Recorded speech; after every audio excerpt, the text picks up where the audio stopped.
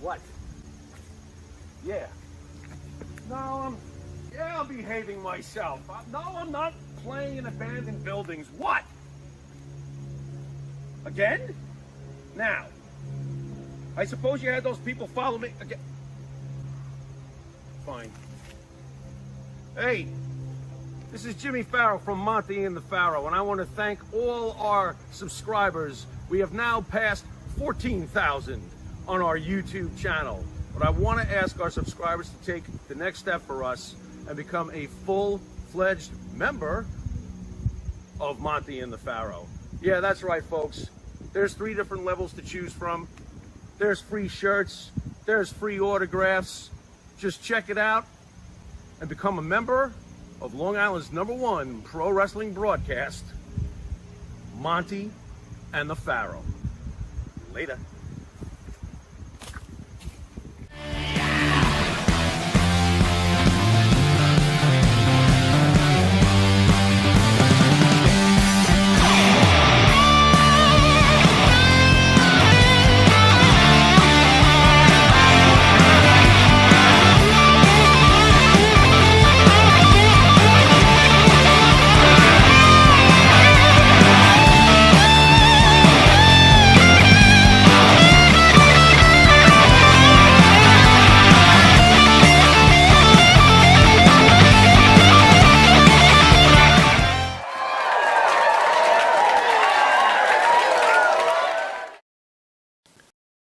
All right, welcome to Long Island's #1 pro wrestler and broadcast, Monty the Pharaoh, only seen here out of Indie Music TV, straight out of Ronkonkoma, Long Island. At the board, as usual, Spidey.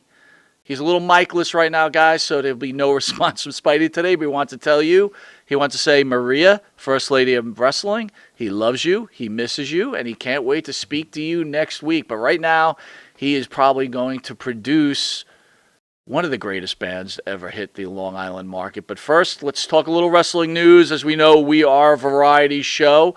You notice I'm Pharaoh-less at the dais, but Pharaoh is on the stage as he's a guest tonight, and I am very excited. But we'll start off, guys, with WWE legend Kevin Nash. Disturbing remarks lead to a wellness check. Nash's son tragically died in October. WWE legend Kevin Nash disturbingly comments reflecting on the death of his son prompted a wellness check by Florida authorities on Wednesday. The sheriff's office confirmed with Fox News Digital on Thursday the deputies performed a wellness check. Nash told authorities he had no intention on the remarks he had made. First off, guys, I am glad that this is one example where social media is something that we need, right? I couldn't imagine anything worse than losing a child. That, something like that is probably almost you can't recover from it. And I can only imagine no matter what you feel about Kevin Nash's political beliefs, or maybe you hated him as a wrestler, I don't know. But no man deserves that. And, I continually pray for Kevin Nash's health and his well-being. I got to give Sean Oliver some credit. Sean Oliver on the show was kind of taken aback when Nash made those comments. And you could see that Oliver has a relationship with Kevin Nash, and he was quite concerned for him. So, again, prayers for Kevin Nash. And hopefully he sticks by what he told the police. Guys, before we get to the main part of the show, Wisteria Hall, I wanted to speak about last Saturday. Last Saturday we had Enzo Amore in house, and then we had promoter agent Eric Sims in house. The conversation led to a discussion about Dan Marotti, right? And we all know the issues that we had with Dan, and unfortunately Dan passed away. A lot of people reached out to the show and weren't happy that we were discussing Marotti.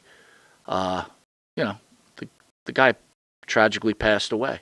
I want to make a few things clear. All right.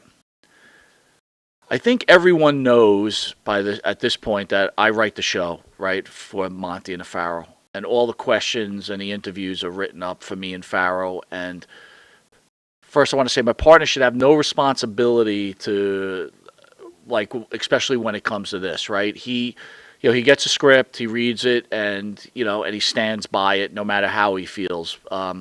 So I want to make it clear that if you were offended by the Marathi comments, it totally lies on me. Now, when I mean comments, it was a conversation with Eric Sims about his loyalty to his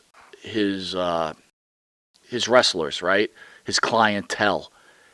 And I wanted to know where he stood when people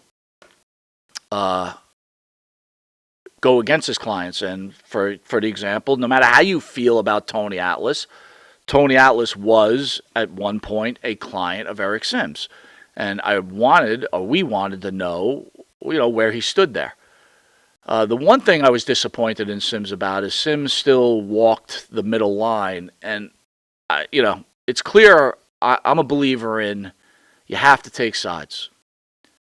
One of the best things that were ever said were when Money Inc. was in here and Ted DiBiase said, if you don't stand for something, you stand for nothing. One of the great quotes I've ever heard in my entire life. In my 55 years of living, I was taken aback by that quote. I am a believer that no matter what it is, you take sides on a sports team, you take sides in politics, you take sides in religion, and you take sides in relationship, and that's the way it should be. Doesn't mean you should disrespect someone that doesn't or takes the other side. It just means you take a side. I also believe that people have a right to agree or disagree, and that was made clear to me all week by so many people out there, and I thank you for that. One, I believe, was you, JB2, and again, if I got this wrong, I apologize, right? But I love and respect that you came to us and clearly told us how you felt that we were disrespecting Dan Marathi. There's nothing wrong with that. The final point I want to make is I don't feel we were disrespecting Marathi. And the one person I think that got that, and I want to thank him for that, is Phil. Phil wrote and he said, hey, I want to thank you for keeping Dan's memory alive. And guys, that's what we're doing. No matter how you want to take it, we're trying to keep this guy who made a difference in so many people's lives alive, whether it be by making fun of him, giving him props, asking guest questions. This is what the show's about, okay? It's about lightness and entertaining. So Dan, again, was important. There's so many guys out like on there's levels of wrestling, I guess, and there's people that have made a difference in this industry. And Marathi is one of them. Eric Sims is one of them. And we want to keep Dan relevant with you guys because he meant so much to you. So I just wanted to get that clear. I want to say that I and Jimmy will never veer off our beliefs. We stand by them. We'll never bullshit anybody. And we appreciate whether you agree with us or disagree with us. We don't cry, right? We're all men, and this is what it's all about. Here's one thing we are empathetic about. The passing of Jay Briscoe, one half of the Briscoe brothers. Our prayers are with him and his family. I believe one of his daughters went in for surgery. She may have lost the ability to walk. Jay obviously has passed away. When you watch This Week in Wrestling this week, I think you'll see that Farrow got pretty emotional about the passing of Briscoe. And let's forget about the wrestling portion of it. This is a man who will no longer be able to see his children again, to be able to see his wife, and be able to see his brother. And again, no family. Kevin Nash, Briscoe, or anybody else who has lost someone that close should have to go through that. But here's an example of a gentleman that decided to take advantage of this. I was on Twitter the other day, and a guy named Paul D. Ciccio, I guess he felt this was really good timing to get 1 million views or 2 million views or whatever. took it down now, but I just want to read what he had written right after the passing of Briscoe. Rest in Power is trending because of a white homophobic wrestler died in a car crash. So I think it's a great time to remind everybody that the phrase is reserved exclusively for people who died fighting systematic oppression. This is uncalled for. You could have your beliefs, you could have your rights to say what you want to say, but the one thing you shouldn't do is kick anybody while they're down and realize and show some empathy, no matter how you feel for them or about them. Have some human morality. Period. And that's one of our beliefs here at Monty and the Pharaoh. So usually at this point I will say to the right is the star of the show, Mr. Jimmy Farrow, but Jimmy Farrow is on stage right now. I'm over here! Him and his partner, Bart Griggs, make up the band Wisteria Hall. Wisteria Hall sings such great songs as In My Dreams, This Life, Not Far Behind, Here Comes the Rain. You can find their music on the Wisteria Hall YouTube page. Hit that like and subscribe. Spotify, iTunes, or Apple Music. If you didn't know it, you are watching Long Island's #1 pro wrestler broadcast, Monty and the Pharaoh, seen by over 3 million people through 2 channels. One, as we already know, has been canceled, and this is the new one, and thanks to you guys, we're back and flowing again. And if you're not a YouTube fan anymore, catch us on the Monty and the Pharaoh Facebook Live page. Catch us on the Monty and the Pharaoh Rumble page. Hear us on iHeartRadio, Spotify, Anchor, the Monty and the Pharaoh Twitch TV page. And if you're lucky enough to live in New York, where you'll see the reduced version of Wisteria Hall on channel 115 every Tuesday at 9:30 and Wednesday at 7 p.m. Channel 20 at 6 a.m. We want to thank our sponsor, Manscaped. And that's not the only sponsor we have. It's just the newest sponsor. Again, guys, I'd like you to use the M&P code for 20% off. That's MANDP. Get 20% off and get something from Manscaped. In the meantime, show Manscaped that you love Long Island's #1 pro wrestling broadcast. I want to welcome at this time. This is an honor of me personally, because I'm a huge fan. This is an honor of the Monty and the Pharaoh show. I want to welcome the band, Wisteria Hall.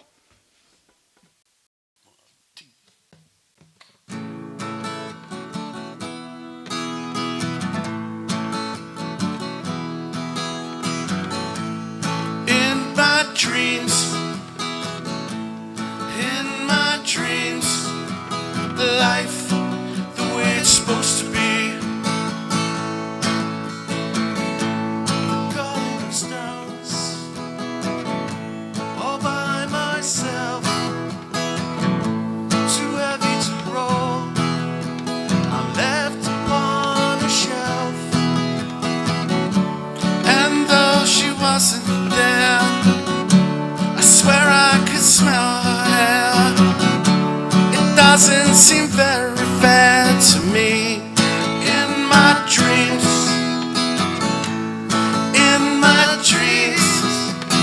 life the way it's supposed to be. Behind these gray walls I once called my home. Many remind me lately as I lay alone. I know I felt her near as I was lying here. For a moment I was free. In my dreams,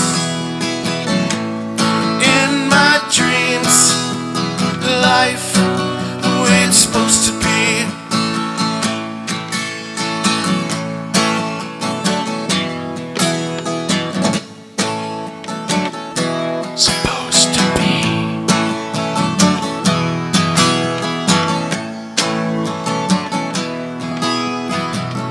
Why'd you leave me alone, all by myself, to carry the load you left upon the the shelf. And though I couldn't see the way it was meant to be, was this fantasy for real? In my dreams, life the way it's supposed to be, life the way it's supposed to be, this life the way it's supposed to be.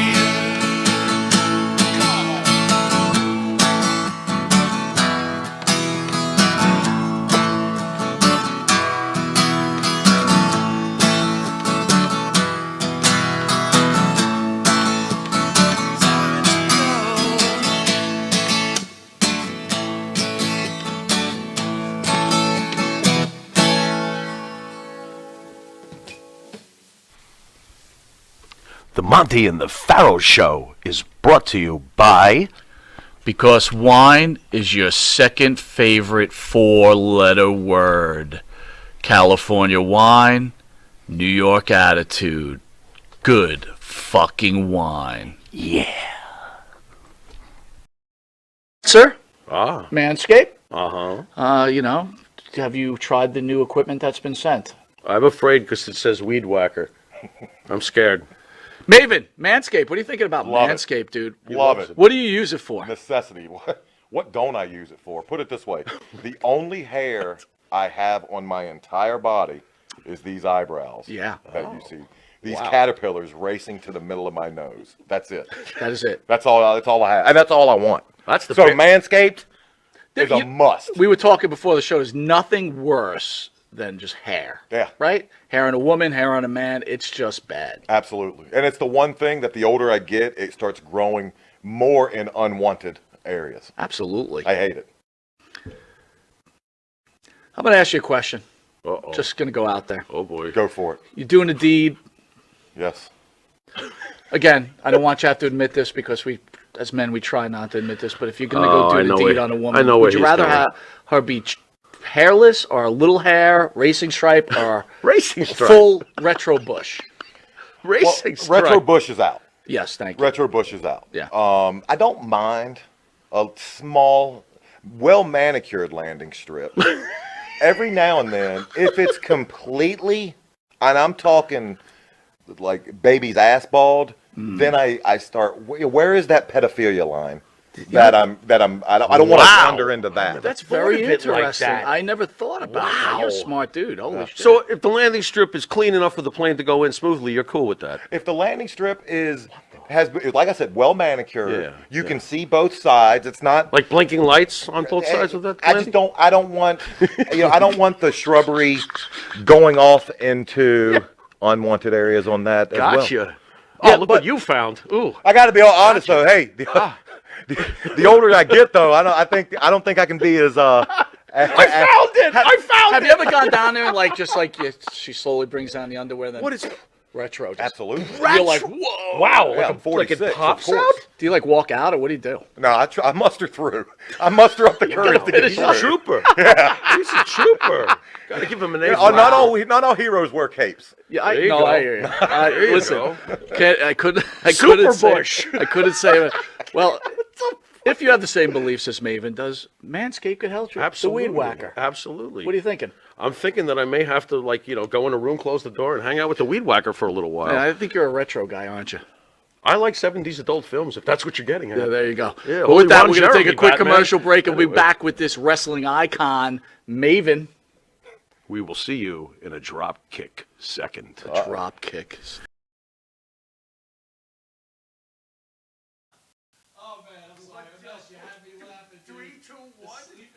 Commercial should get an award. I love it. I love it. Welcome back to Long Island's #1 pro wrestler broadcast. Monty the Pharaoh, only seen here out of Indie Music TV, straight out of Ronkonkoma, New York. At the couch, on the couch, Wisteria Hall, Bart Griggs and Jimmy Farrow. Glad to have you guys. Guys, I'm personally a huge fan. And I've been looking forward to the show for a very, very long time. And finally, we got the commitment. And you know what? That first song, everybody loved it. It sounded great. The The family loved it. Everybody, you know, Nice. saying the sound was great, and they really enjoyed the song. Appreciate Big it. fans of your band. You guys should be very happy. It's always been the traditional closing song on this show. Yeah. It's very relevant. Yeah. You know, There when you the go. credits pop up, I hope you guys aren't shutting it off. That's a very At important the, at the song. end credits? Of Yeah, course they come on. don't. Sit They, through 'em. are you kidding? Of course they very don't. They might. Phil's They might. Phil's jamming around the room when he's watching the closing credits. Absolutely. Maria's rocking. All right, guys. What do you got? What is Wisteria Hall? What is? You want me? Well, I can start and then you can fill in the Okay. blanks. Hit it.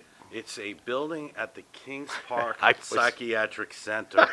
Now, it's a very ironic. It's a beautiful sounding name, Wisteria Hall, flowery. Yes. But it did house the most insane of them all. Yeah.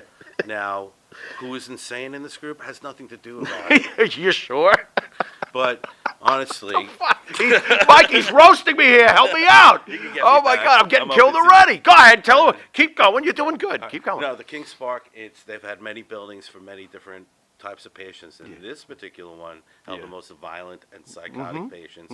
And we've heard interviews with people who work there. Right. Jimmy has personally spoke to some people who Right, work there. right, And we really felt it was a beautiful name with that ironic twist Yeah. at the end. Yeah, it's beautiful on the surface, but what lurks beneath?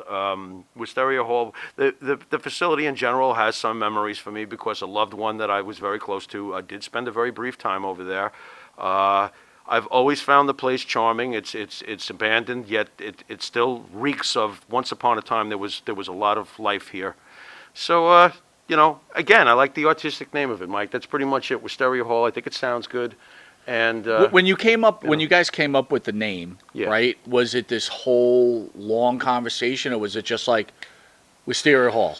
well, oddly enough, and it's also based on Kings Park, there was a worker for many years there named King Peddler. And I think I told you this story. And I liked the name King Peddler. I thought it was like ironic, a king and a peddler. I thought it was kind of cool.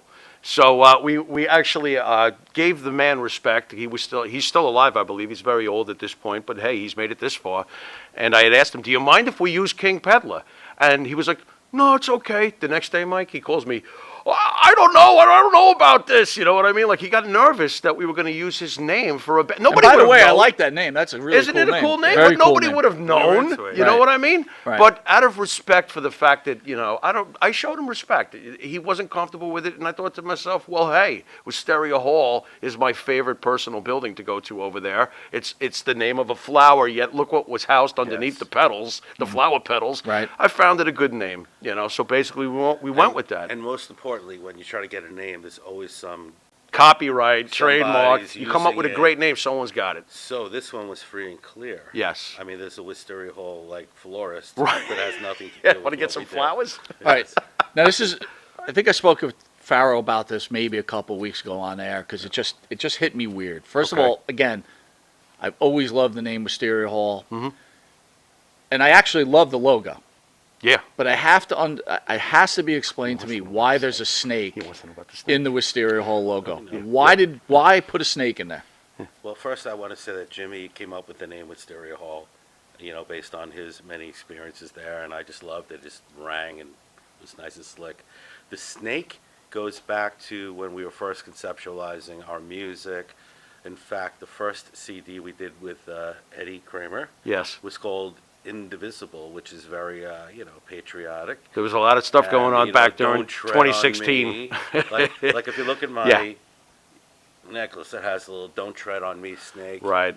Now, Right. it doesn't mean anything for political people. No. If you're going to go in that direction. Nope. It just means Nope. actually hanging tough, staying together, whether it's us or people in general. Or you could actually just give me the real answer, and you were looking for something to make a cool S, so you found a snake. He always thinks that because there's an S in Wisteria Hall. Yes. Mike's like, well, that's why you must have come up with a snake. I mean, after wanted all, a snake and kangaroo you would threw look it in there for ridiculous this. as an S. That was So just- you're right about that. You got us on that one. Yeah, it Actually, what I love works. the most about a snake is a snake sheds its skin but A few, remains the same. few questions out there, guys. Little Patty wants to know, Jimmy Patty. and Bart, how long have you guys been making music? Oh, man. Okay, I can actually nail this. Do you know what year it was? Because it was 2006 where we started to collaborate, begin the ideas Bonafide of... days, yes. Yeah, yeah. Me and Jimmy, I must say this, but I don't want to bore anybody, but it's true. We go back 100 years. That's true. And No, we've over always- 30. And it was always Right. some off and on playing, whether we were at a park with a guitar or something, or at a bar. He would come up and join me at his own thing. However, when we started to record, Jimmy came in and just started laying down some tracks with me, and it was just like a natural thing, and it just, I think it was like, what do you always say? Like eggs and bacon? Yeah, or well, it's whatever. organic. I mean, Yeah. we just happen to have a good fit for each other. But the funniest part, Mike, is that he didn't have a drummer, and he had a show. What was it, like 3 days Yeah, later? this is funny. He didn't really play the drums that I much. never played. And I was a said- vocalist. You know that for many so, years. So you our know- drummer canceled out on us. I'm like, Jimmy, do you think you could play the drums? Like, we gave him 3 days' notice, and the guy pulled it off. In fact, there were people coming up to him saying, "Hey, I really like your drums." How long you been playing? And Well, I was like, a playing, week. like- If I could tell a quick Now? story, I hadn't seen Jimmy in a little while, and there used to be this like park where all the drug addicts would go hang out. But the one cool thing about the drug addict park was they had and I mean drug addict, kidding around, all the I know potheads. what you mean, boy. Right. The boys But chilling the out. one thing beers about the and dudes. pothead park was, hey, there was always some hot chicks there, and Oh, Monty's all about the chicks. So Yeah. I used to go down there, and I remember it was raining, so everybody bolted from the park, and they all going to this house, and I said, fuck it, the girls are going there, I'm going there too.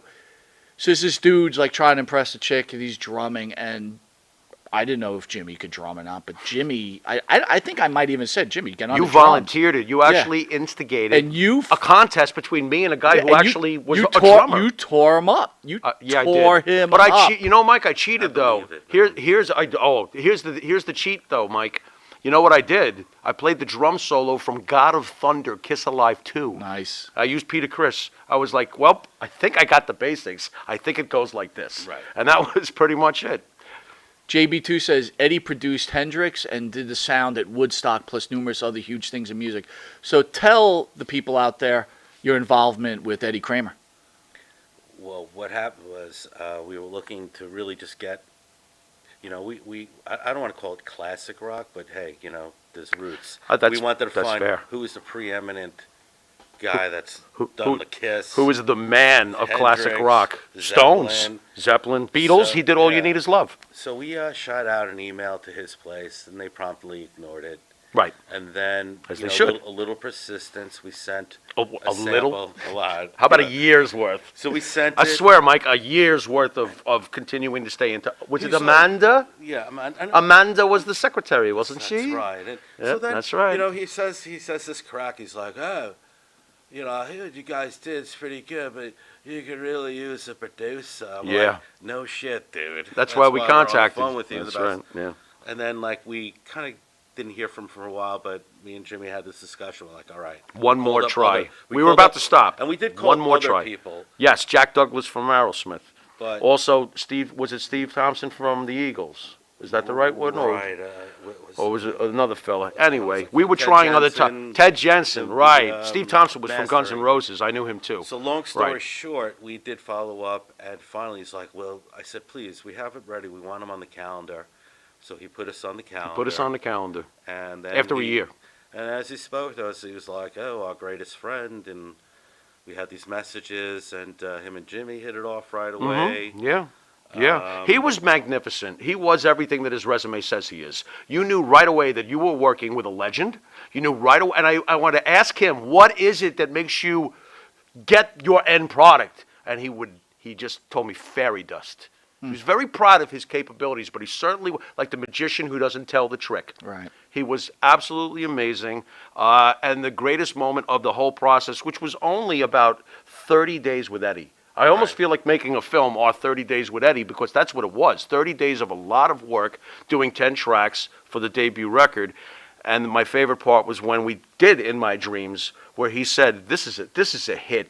And he did reflect on wishing that had been the 70s, the 1970s, because he felt that song would have been absolutely, Yeah, no, he was right. He wasn't. It was great working with and him. it should note, as Jimmy says this, he's not one to blow smoke. No, he's not In giving fact, compliments out easy. Right, he's not going to just Nope. be like, "Oh, everything you guys did Nope. was great." Nope. But that's not Yep. anything but the truth. So when he was complimenting, it was sort of like, It was nice. "Wow, It's nice to was hear great." that. It's like Hulk Hogan telling you, you lock up well, Mike. You know what I mean? I got to tell you, I think I told you guys that back in the day when I used an iPod, to put your music on my iPod Yeah. because you guys were iPod worthy. And that, to me, that was a serious thing. Thank you. I didn't put shit music on my iPod, right? Because I was working out. I wanted to listen to good music that I was Right. going to enjoy and not have to skip past shit like when you were growing up and you had a Discman and you liked song 1 and then you had to get past song 2 through 8 to get to Right. song 9, right? And if you had a cassette, that took even longer. So look, you know, my in the old- beginning of the show, I talked about the loss of Briscoe, right? Yeah. And you know, again, I've been listening to all the tributes that have Man, been I going love on Jay. for this I man. love Jay Briscoe, man.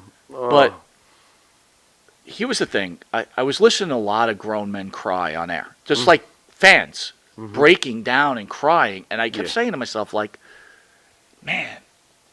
And I'm not trying to be an asshole here, but I was thinking to myself, God, I just can't see myself crying. Like, you know, upset, yeah.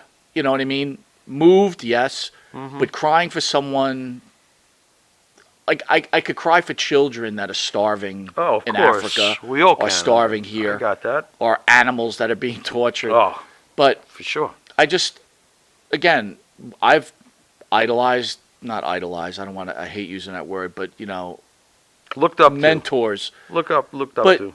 my question to both of you is this. Have you ever cried for someone other than a friend or family member? And if you did, who? You mean in the entertainment industry or movie star? Celebrities or or just anybody Celebrities. outside your inner circle of family and friends. I think I did, and I know I have, and I think sometimes it's even reflected upon yourself. Like it's just like you remember times that bring, you know, how music and people bring you back to a certain time, and when they're gone, it's a part of your childhood. And then sometimes you just remember like seeing them when they were in their prime, and all of a sudden they're like, you know, dying, and like I guess David Crosby died today, and that's Right. some memories for everybody. And everybody says, gee, he lived a hard life. But you remember him back in the day, if you were our age and even older, he was just, you know, an icon. When He's you a lose legend. an icon, sometimes you get a lump in your throat. It just makes you feel like, wow, life. You know, who's next? I cried like an absolute sissy when John Lennon was murdered.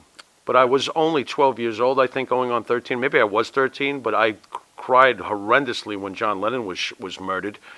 Thurman Munson, when his plane crashed, he was my favorite ball player. I was only 12. Boy, they died within a year of each other almost. Lennon and Munson, not in that order. But I'm trying to think though, is it full-grown adult, yeah, like not well, as a I kid? know what you're asking me. I'm trying to, Stingers, like- I believe Stingers is saying he cried when Ultimate Warrior died. I can see that. Lil Patty said he cried when Roddy Piper died. I can see that. I can easily see that. I'm trying to think of any wrestler whose death broke me up or flipped me out. Now, listen, when New Jack passed, Mike, I was pretty freaked. You were devastated. I was pretty damn freaked. I don't remember by you that. crying, no. No, I don't think I did, but I think I privately came close. Like I was talking to him, you know, so he obviously meant something to me, you know. Mike, remember this. You know how you always say, if we even made one person enjoy what we do, right? Right. It was all worth it. When Jay Briscoe did what he did, he made so many people happy. And like Bart said, when someone that you look up to or admire as a TV personality passes, you sometimes think back to your own personal memories of them, and you're applying your own life. So, I mean, it applies to us. You know, God forbid anything happens to us, you know, maybe somebody will be very upset. And I would consider myself extremely, you know, lucky to have gotten that reaction out of somebody. You know, so maybe that's how to look at it. Phil said he cried when Owen died. Couple Oh, of that was- comments. First Lady of Wrestling thinks you guys should tour in 2023. Interesting. We go to Pittsburgh. Larry Bird wrote when Matt Bourne passed, he cried. What was that? One more time. Larry Bird. Larry Bird. Yeah. La- Not the Larry Bird. Larry Bird. Anyway, we're going to take a quick commercial break. We'll come back with the great Wisteria Hall singing another song. So please hang in there. We'll be right back. Hey folks, this is Wolfie D here, and if you are looking to buy or sell a home in Tennessee or Southern Kentucky, you're going to want to call my buddy, the rock star realtor, Benji Bowie. And you say, Wolfie, how do I get in touch with this rock star? Well, you can call him directly at 615-390-8216. You can go to his website, bowiehomes.com. That's B-U-I-E homes.com. Or you can email him at benbuie34@gmail.com. benbuie34@gmail.com. When you need a home, you need the Rockstar Realtor. Tell him Wolfie sent you. Benji is a member. Big V, dump. Jimmy, I gotta take a dump. What? No, I mean I need a dumpster. Well, for all those needs, you need to call Big V Dumpster Rental, Long Island, New York, 631-900-DUMP.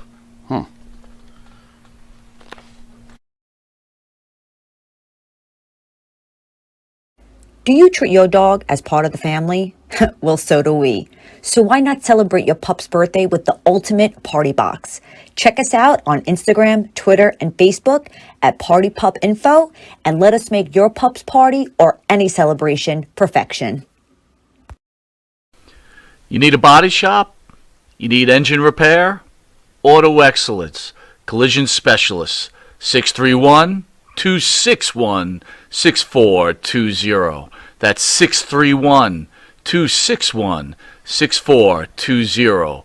Auto Excellence.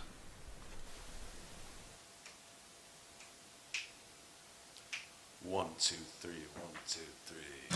Whenever I get to feel this way, have to find new words to say about a thing, the bad old days we used to know. Nights of winter turn me cold, fears of dying, getting old. We ran the race was won by running slowly. Could be soon we'll cease the sound. Slowly upstairs, faster down, and to revisit stony grounds we used to know. With every morning shilling spent, made no sense to leave the bed. The bad old days, they came and went, even in the fruitful years.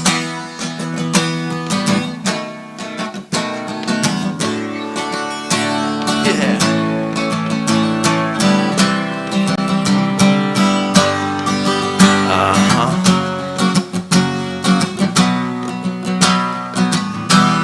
Saving up the virgin hand, one in a bush, the other's land. Take what you can before the man says it's time to go. Each to his own way, I'll go mine. Best of luck with what you find. For your own sake, remember times we used to know.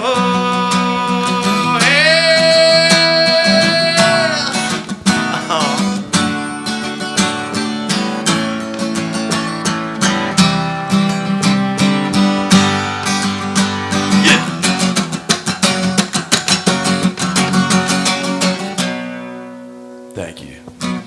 Nice job. Thank you. Unbelievable. Welcome back to Long Island's #1 pro wrestling broadcast. Monty DeFaro, only seen here out of Indie Music TV. Wisteria Hall on the stage. Great job, guys. Thank you. I couldn't ask for anything better. Thank you so much. Thank you, sir. Thank you. Listen, I've known you both for a long time. You guys are like a great pro wrestling tag team. How did you guys meet? Ooh, how did we meet? Play ball! Well, not really, no. Actually, and Mike, you remember the band, Electric Sunset. I started to talk to Bart when he was coming to the Sunset stuff. That was my first band a million years ago. We had a mutual friend that ghosted us. Oh, he ghosted you. I don't care what he did with me. I don't give a shit. You know, that's really rude when people ghost you. I hate that. Anyway, Oh, how you doing there, schmucko? How you been? Anyway. Suffice to say, I heard Jimmy's music before I met Jimmy. We were sitting at a Burger King parking lot listening to cassette tape. I'm like, this is pretty good. Let's go see these guys. And first time I heard somebody say Johnny Law in a song, that was always my favorite expression. Yes, I did use that phrase. So we met, and then we played softball. I'm like, Jimmy's going to play softball, the guy with the long hair? How the f it's going to be there? Yeah, the guy with the hair down to his ass is going to play softball on our beer league team. But he shared the passion. Don't want to lose any of you guys with the boringness, but it's very important to know that really it helped, organically speaking. Yeah. You know, we got to know each other. Sure. Many singing in the parking lot. I bring my guitar, you know, and just got to know each other and talked about things, songs that we liked. See, there it is. You saw the Electric Sunset too, way back in the day. Yeah, yeah. You know? So, look, we all know, right? Average marriage, last 10 years, things like that. Is my mic on? I feel like it's not on. It's good? Okay. Oh, boy, where's he going with this? The average marriage lasts 10 years. Okay. So, look, you guys have been around each other a really long time, Oh, we sick of right? this And stuff. loyalty is a big deal, right? I mean, I opened up the show speaking about loyalty to one agent's clientele, right? How do you guys stay loyal to each other? It's easy. It's easy for me. I think it's just like a mutual respect. You know, we were into the same things, and, you know, I just kind of think that there really wasn't anything like that was thought out or overthought. Like, you know, do we get sick of each other? I'm sure over all these years, probably been like, you know, this guy's an Islander fan. I can't take. Yeah, the hockey thing is probably our biggest problem with each other. I'm a Ranger fan, he's an Islander fan, so there you go. What friction? And Mike, about 100 years ago, like me and Jimmy actually got into a text fight over the Islanders. Over the Islander. That's our only funny. fight, I think. Isn't that our only fight? And it was like, who's my number? And I'm like, Yeah, and then I was that mad. He was doing Wow. he was doing the 1940 shit. Leave me alone. Oh, my so then God. like 5 minutes later, I'm like, 1940. Pot fan sucks. so 5 minutes later, I'm like, did we really lose the friendship over this? Over the Islanders and Right. the Rangers. Like, Right. And Jimmy's like, no. Right. No, of course not. But that's when those famous words, you think Deion Sanders gives you shit about your feelings? That's right. That's when I started thinking about it. I'm like, wait a minute, we're fighting over millionaires. They don't even know who we are. That's right. I mean, And Mick Foley they won't could even care buy less. me a number 5 combo. I mean, You know? that kind of goes back to my point. I'm not trying to downplay the passing of anybody, but it's like if you died tomorrow, is someone, is Right. John Cena going to cry for you? Right. I'll cry for your family. No. And again, I'm not saying we shouldn't be empathetic towards each other, and I don't know. I don't know. You know what? It's just it's Well, it's hard for me to like we were speaking about Hulk Hogan, right? You know how much Hulk Hogan meant to me, or even Vince McMahon. If anybody means anything for me, someone at that type of level, it's Vince McMahon, who, if anyone's a betting man, sooner or later he's got the quickest odds of going of anyone we've named so far. And I don't even know if I would cry for him. But here's something. We spoke about influences while you guys were on the couch. I really want to know probably your greatest influences. Can you share with the people your relationship with your fathers and about your fathers? All right, I'll try to do that first. My father was my best friend. My father was a very, very intelligent man. He was a CPA. He was not a car parking attendant. He was a certified public accountant. I had to use that old Tim Conway joke. But my father was just a really good guy. He had good morals. He was a little nutty. That's where I get some of my nuttiness from, probably. He was very passionate. He was also a very peaceful man, oddly enough. So I'm not sure why that didn't rub off more on me, but he was a very peaceful person and always believed in the good and always had the glass half full. Always. And honestly, not only did I admire and respect it, I was almost jealous of it because I don't look at things always the way he did. He wanted to live to be 100. Of course, they took him at 73. Worst day of my life. My father turned me on to the Beatles when I was 3. He walked in with a record player for me, introducing the Beatles. He started me right at the beginning. He figured I'm not going to pick up Let It Be. I'm going to start him with Twist and Shout. And he went straight to Twist and Shout. So he cheated. He knew right away. The second I heard John Lennon singing, I'm 3 years old, I'm like, okay, that's what I want to do. I mean, probably in hindsight, he probably should have just handed me a calculator so I could have been a CPA.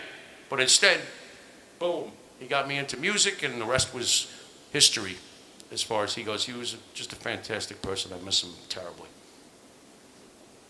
You know, it's interesting. My dad also, this is my button? Hold on a second.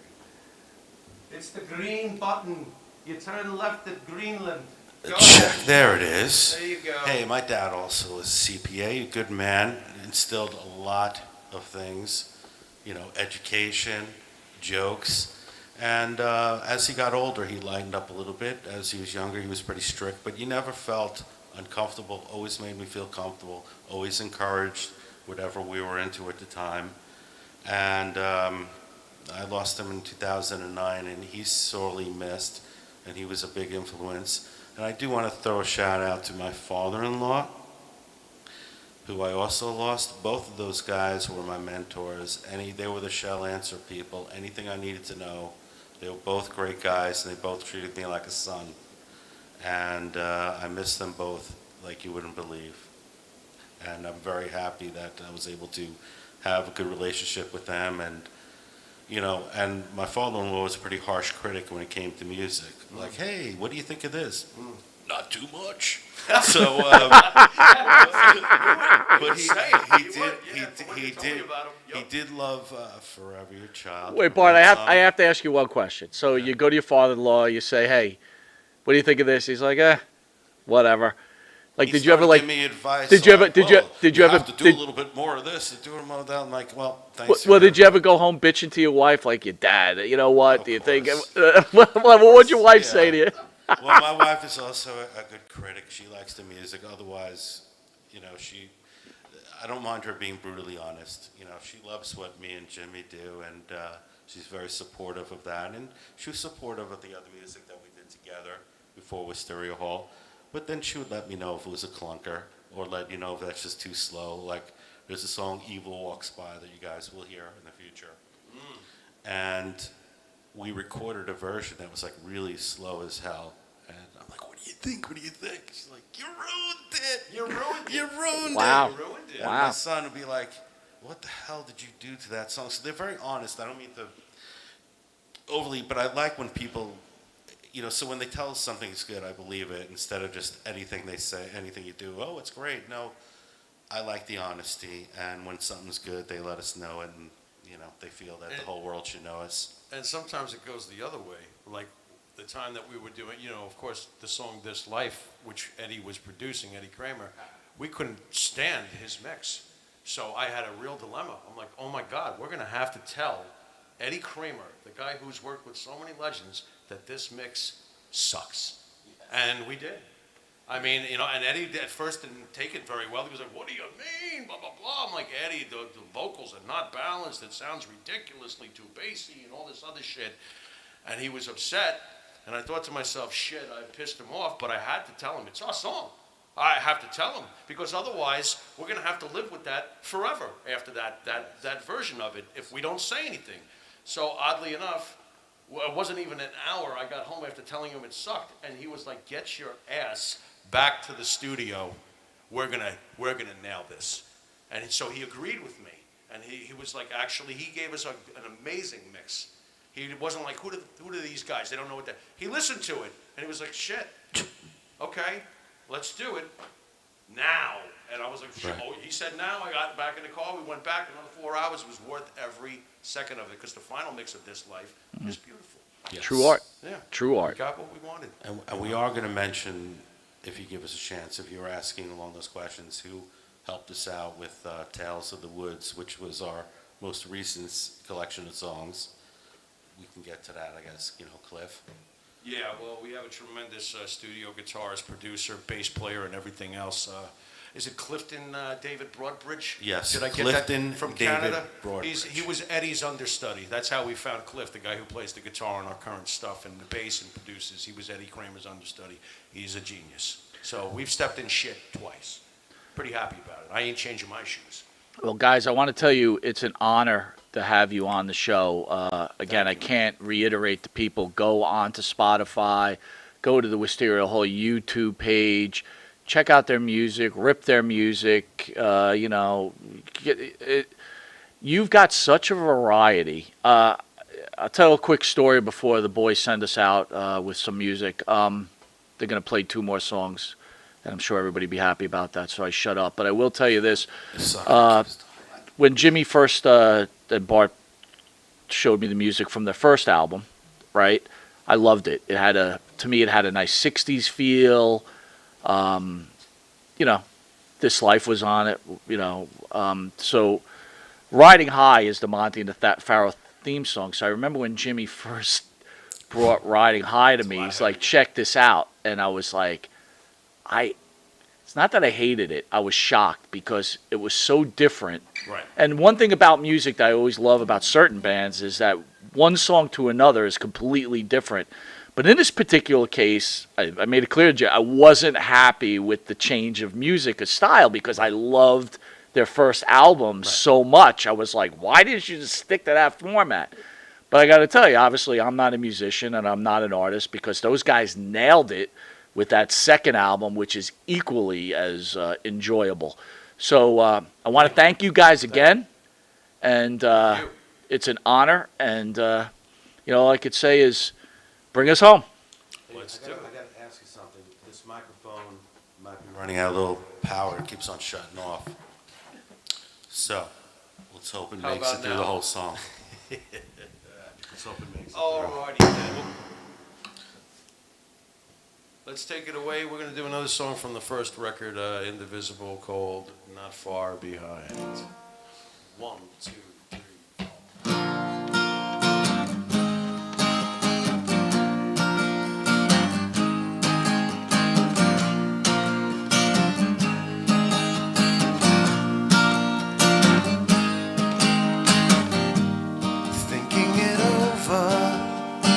Things you said to me started with something, with nothing, now we leave. So you were with me for a while, but now you're gone. And you know, wherever you go, I'm not far behind. I'm not far behind. Starting all over, too many times we tried, pulling us under, our time's been swept aside. So you were with me for a while, but now you're gone. And you know, wherever you go, I'm not far behind. I'm not far behind. Only want and need your love. Only ask if it's enough. Are you feeling the same way? 'Cause I want and need your love. Can I ask if it's enough? Are you feeling the same way? Are you now?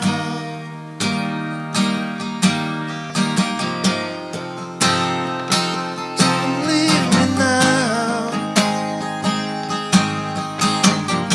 So now that it's over, did you care at all? 'Cause you know, wherever you go, I'm not far behind. I'm not far behind. So here we go again. Here comes the rain again. Here we go again. Here comes the rain again.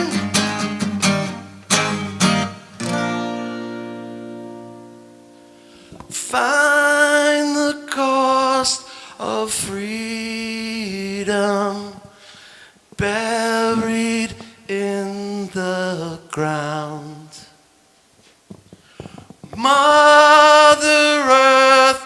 will swallow you. Lay your body down.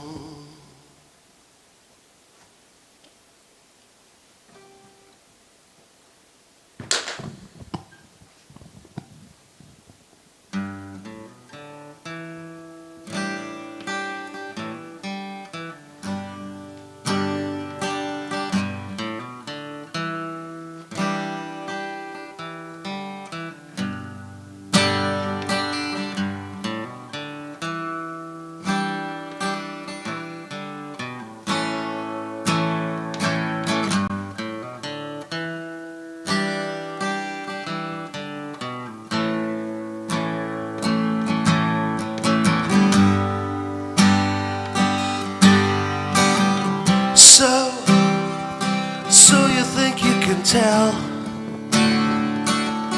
heaven from hell, blue skies from pain? Can you tell a green field from a cold steel rail, a smile from a frown? Do you think you can tell? Did they get you to trade your heroes for ghosts, hot ashes for trees, hot air for the cool breeze, cold coffee for change? Did you exchange the walk-on part of the war, lead role in a cage?